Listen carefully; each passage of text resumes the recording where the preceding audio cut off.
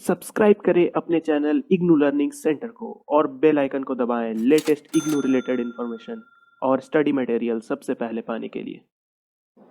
Hello friends, welcome to your channel IGNOU learning centre. आज हम बात करने वाले हैं हिंदी में आधार पाठ्यक्रम BHDF 101 या FSD 01, दोनों एक ही है, के पिछले वर्षों में आए हुए क्वेश्चंस और उनके आंसर्स को। तो आज हम देखने वाले हैं जून 2016 में पूछे गए प्रश्नों और उनके उत्तर को। तो चलिए शुरू करते हैं। पहला क्वेश्चन है जून 2016 का कि निम्नलिखित में से किन्हीं 3 शब्दों के दो दो पर्यायवाची लिखिए। तो क्वेश्चन है जल, पृथ्वी, प्रकाश, बादल और कमल। तो जल का हो जाएगा पानी, वारी, नीर, और पृथ्वी का होता है भूमि, धरती, धरा, प्रकाश का कांति, ज्योति, उजाला, बादल का मेघ, जलधर, पायोद, और कमल का हो जाएगा जलज, पंकज, सरोज। तो चलिए दूसरे क्वेश्चन की ओर बढ़ते हैं। दूसरा क्वेश्चन है निम्नलिखित में से किन्हीं दो शब्दों के संधि विच्छेद करें। तो आपको क्वेश्चन में 4 दिए रहते हैं, लेकिन उनमें से आपको 2 ही करना रहता है। तो पहला क्वेश्चन है मताधिकार, तो इसका हो जाएगा मत जोड़ अधिकार। दूसरा क्वेश्चन है स्वेच्छा, स्व जोड़ इच्छा। तीसरा सूर्योदय, सूर्य प्लस उदय। नेक्स्ट है वागीस, तो वागीस का हो जाएगा वाक प्लस ईस। नेक्स्ट है उच्चारण, तो उच्चारण का हो जाएगा उत प्लस यारण। चलिए तीसरे क्वेश्चन की ओर बढ़ते हैं। निम्नलिखित में से किसी एक विषय पर लगभग 300 शब्दों में निबंध लिखें। तो आपको निबंध लिखना रहता है, उसमें 4 ऑप्शन दिए रहते हैं, 4 में से किन्हीं एक पे आपको निबंध लिखना रहता है। तो निबंध तो आप सभी लिख सकते हैं, आप कुछ कुछ महत्वपूर्ण टॉपिक होते हैं उनको कवर करके जाइएगा और उनसे बना करके लगभग 300 शब्दों में आपको निबंध लिखना रहता है। तो यहाँ पे एक दिया हुआ है अंधविश्वास, कारण और निवारण, इसके बारे में। तो मैं इन्हें डिटेल से डिस्कस नहीं करूँगा क्योंकि ये आप अपने तरीके से भी इसे लिख सकते हैं। आप चाहे तो इसका स्क्रीनशॉट ले सकते हैं। मैं आगे बढ़ता हूँ। अगला टॉपिक है भ्रष्टाचार, समस्या और समाधान। तो इसका भी आप स्क्रीनशॉट ले सकते हैं, इसके बारे में आप लिख सकते हैं।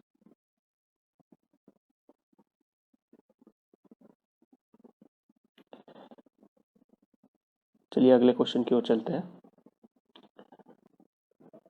आगे बढ़ने से दोस्तों मैं आपको बता दूं कि BSHF 101 मानविकी और सामाजिक विज्ञान में आधार पाठ्यक्रम के MCQ क्वेश्चन की सीरीज की प्लेलिस्ट भी चैनल पे अपलोड कर दी गई है। अगर आपने नहीं देखा है तो ऊपर आई बटन दबाकर प्लेलिस्ट पर जा सकते हैं और इस बार आपके जो MCQ क्वेश्चंस की आएंगी एग्जाम में, उसके लिए विशेष तौर पर तैयार किए गए हैं। तो प्लीज़ वीडियो को लाइक करिएगा और चैनल को शेयर करिएगा। तो चलिए आगे बढ़ते हैं।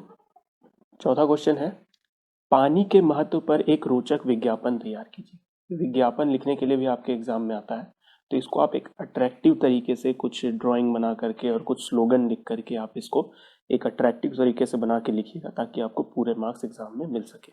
तो देखिए पानी के महत्व के बारे में यहाँ पर एक विज्ञापन दिया हुआ है, ये आपका एक रेफरेंस है, आप इससे संबंधित किसी और तरीके से भी बना सकते हैं। तो आप पढ़ लीजिए, इसका स्क्रीनशॉट ले सकते हैं। चलिए 5वें क्वेश्चन की ओर बढ़ते हैं। निम्नलिखित गद्यांश को पढ़िए और इसके आधार पर नीचे दिए गए प्रश्नों के उत्तर दीजिए। तो आपको गद्यांश दिया हुआ रहता है और इस गद्यांश से ढूंढ करके आपको प्रश्नों के उत्तर करने रहते हैं। तो ये तो काफ़ी इजी रहता है, आप ढूंढ करके इसे कर सकते हैं। यहाँ एक एग्जाम्पल दिया हुआ है, परिवार के बारे में यहाँ पे एक निबंध है। तो इसमें क्वेश्चन है संयुक्त परिवार का प्रमुख अवगुण क्या है। संयुक्त परिवार का प्रमुख अवगुण यह था कि स्त्रियों के मामले में न्यायशील नहीं था। तो यही दिया हुआ रहता है। देखिए कम से कम स्त्रियों के मामले में वह न्यायशील नहीं था। तो इस टाइप से ये क्वेश्चन में ही दिए रहते हैं, आपको पहले पढ़ लेना है और उसे समझ करके इन क्वेश्चन को उत्तर देना है। तो चलिए हम आगे बढ़ते हैं। अगला क्वेश्चन है निम्नलिखित में से किसी एक का आशय लगभग 100 शब्दों में दीजिए। तो इसमें हम लोग को आशय लिखना है। तो कुछ एक सेंटेंस दिए रहेंगे और वो किस चैप्टर से लिए गए हैं, उनका राइटर का नाम क्या है और उसमें किस चीज़ के बारे में वर्णन किया गया है, ये आपको बताना रहता है। तो इसमें आप पढ़ करके देख सकते हैं। जैसे पहला क्वेश्चन है मजूरी हम करें और मजा दूसरे लूटे। और दूसरा क्वेश्चन है प्रणय छोड़कर प्राण घरे क्या, जले नहीं तो मरा करे क्या, क्या यह असफलता है, दोनों ओर प्रेम पलता है। तो ये मैथिली शरण गुप्त की एक कविता है जिसे आप देख सकते हैं चैप्टर में। हम आगे की ओर बढ़ते हैं, क्वेश्चन आंसर पे आते हैं। निम्नलिखित में से किन्हीं दो प्रश्नों के उत्तर 150 से 200 शब्दों में लिखिए। तो आपको 150 से 200 शब्दों में क्वेश्चन के आंसर लिखने रहते हैं। 4 क्वेश्चन दिए रहते हैं, उसमें से आपको किन्हीं 2 के आंसर करने रहते हैं। तो पहला क्वेश्चन है पूस की रात कहानी का सार अपने शब्दों में लिखें। देखिए कहानी का सार लिखना है आपको, इसके लिए आपको कहानी पता होनी चाहिए। पूस की रात ये एक प्रेमचंद की महत्वपूर्ण कहानी है। तो पूस की रात कहानी ग्रामीण जीवन से संबंधित है। इस कहानी का नायक हल्कू मामूली किसान है। उसके पास थोड़ी सी जमीन है जिस पर खेती करके वह गुजारा करता है, लेकिन खेती से जो आय होती है वह ऋण चुकाने में निकल जाती है। मतलब एक गरीब किसान है और उसमें जो आय होती है वो उसको ऋण देते ही चली जाती है। सर्दियों में कंबल खरीदने के लिए उसने मजूरी करके बड़ी मुश्किल से 3 रुपए इकट्ठा किए हैं, लेकिन वह 3 रुपए भी महाजन ले जाता है। उसकी पत्नी मुन्नी इसका बहुत विरोध करती है, किंतु वह अंत में लाचार हो जाती है। हल्कू अपनी फसल की देखभाल के लिए खेत पर जाता है। उसके साथ वह पालतू कुत्ता जबरा है, उसका एक कुत्ता का नाम है जिसका नाम जबरा है। वह अंधकार और अकेलेपन में उसका साथी है। पौष का महीना है, ठंडी हवा बह रही है। हल्कू के पास चादर के अलावा ओढ़ने के लिए कुछ नहीं है। वह कुत्ते के साथ मन बहलाने की कोशिश करता है, किंतु ठंड से मुक्ति नहीं मिलती है। तब वह पास के आम के बगीचे से पत्तियां इकट्ठी कर अलाव जलाता है। अलाव की आग उसके शरीर से गर्मा जाती है, उसे राहत मिलती है। आग बुझ जाने पर शरीर की गर्माहट से वह चादर ओढ़े बैठा रहता है। उधर गाय खेत में नीलगाय घुस जाती है। जबरा उसकी आहट से सावधान हो जाता है, जो कुत्ता है वो सावधान हो जाता है नीलगायों को देखकर। वह उन पर भौंकता है। हल्कू को भी लगता है कि खेत में नीलगाय घुस आई है, लेकिन वह बैठा रहता है। नीलगाय खेत को चरने लगती है, तब भी हल्कू नहीं उठता है। एक बार उठता भी है तो ठंड के झोंके से पुनः बैठ जाता है और अंत में चादर तानकर वह सो जाता है ना। तो अगला क्वेश्चन की ओर आते हैं। वैष्णव की फिसलन में वैष्णव की चरित्र किस तरह दिखाई पड़ता है। तो वैष्णव की फिसलन के बारे में यहाँ बताया गया है। इसका वैष्णव का चरित्र की विशेषताओं को आपको लिखना है। अगला क्वेश्चन है बहुत बड़ा सवाल के शीर्षक की सार्थकता पर विचार कीजिए। बहुत बड़ा सवाल जो कहानी है उसका जो शीर्षक है वो किस तरह उस कहानी पे सही बैठता है उसके बारे में आपको लिखना है। तो चलिए देखते हैं। एकांकी के संबंध में बहुत बड़ा सवाल शीर्षक की सार्थकता पर विचार किया जा रहा है। वस्तुतः यह शीर्षक व्यंग्यात्मक है, जो एकांकी की अंतर्वस्तु को व्यंग्य मूलक बनाते हुए रचना के प्रतिपाद्य के साथ अत्यंत कुशलता पूर्वक जोड़ा गया है। अधिकांश पाठक और प्रायः आलोचक भी बहुत बड़ा सवाल शीर्षक को कर्मचारियों के हित से संबंध रखने वाले बड़े बड़े सवालों और देश के सामने उपस्थित बड़े बड़े मुद्दों से जोड़कर देखते हैं। इस कहानी में निम्न वेतन भोगी कर्मचारियों के आवास व्यवस्था का मुद्दा भी बैठक का प्रस्ताव का मुख्य सवाल या मुद्दा ही है। बावजूद इसके यह शीर्षक इस तरह के सवाल के महत्व को रेखांकित नहीं करता है। वस्तुतः इसका एकांकी में सबसे बड़े सवाल के रूप में निम्न वेतन भोगी कर्मचारियों के माध्यम से शिक्षित निम्न वर्गीय मानसिकता पर कटाक्ष किया गया है। इसके बीच एकता का अभाव, अपने सामूहिक हित के प्रति उदासीनता, अनुत्तरदायित्व, पूर्ण वाद विवाद, एक दूसरे को नीचा और हीन दिखाने की प्रवृत्ति, संगठित संघर्ष का अक्षमता आदि को इस एकांकी में बहुत बड़ा सवाल शीर्षक के द्वारा रेखांकित किया गया है। यही बहुत बड़ा सवाल है जो आवास के मुद्दे पर होने वाली बैठक को निरर्थक बना देता है। यहाँ सवाल अपने व्यंग्यात्मक आशय से निम्न मध्य वर्गीय चरित्र को ही अधिक रेखांकित करता है। तो यह है बहुत बड़ा सवाल की सार्थकता का आंसर। अगला क्वेश्चन है जीने की कला निबंध का प्रतिपाद्य स्पष्ट कीजिए।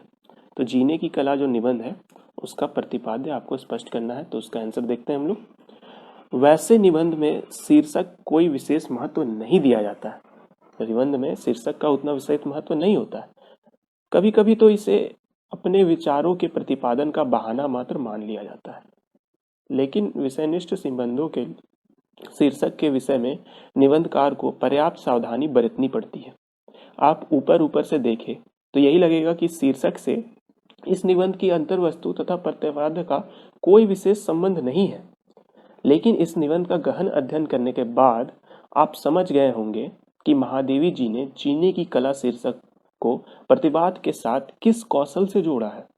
इस शीर्षक के संबंध में जो दूसरी महत्वपूर्ण बात है वह यह है कि इस संबंध को इलाहाबाद से प्रकाशित होने वाली चांद पत्रिका की संपादकीय टिप्पणी के रूप में 1934 में लिखा गया था।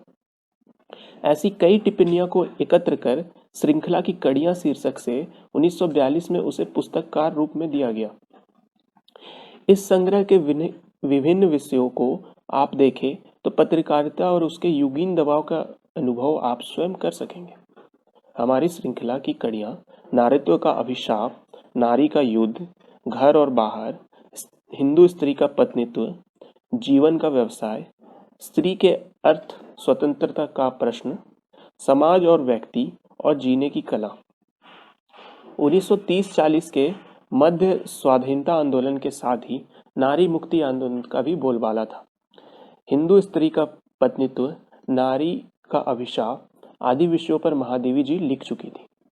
इन रचनाओं में भी उन्होंने नारी के जीवन पर अनेक कोणों से प्रकाश डाला था। इस निबंधात्मक टिप्पणी को जीने की कला शीर्षक देकर पत्रिका के पाठकों को आकृष्ट करने का भी इसमें निहित है, जो पत्रकारिता की एक अनिवार्य आवश्यकता है। लेकिन कला को नारी जीवन की शैली से जिस प्रकार महादेवी जी ने जोड़ा है, उसे शीर्षक प्रतिपाद्य के सार्थक ढंग से जुड़ जाता है। किसी एक निश्चित उद्देश्य से प्रेरित होकर लेखक कोई रचना करता है, वह उद्देश्य ही रचना का प्रतिपाद्य होता है।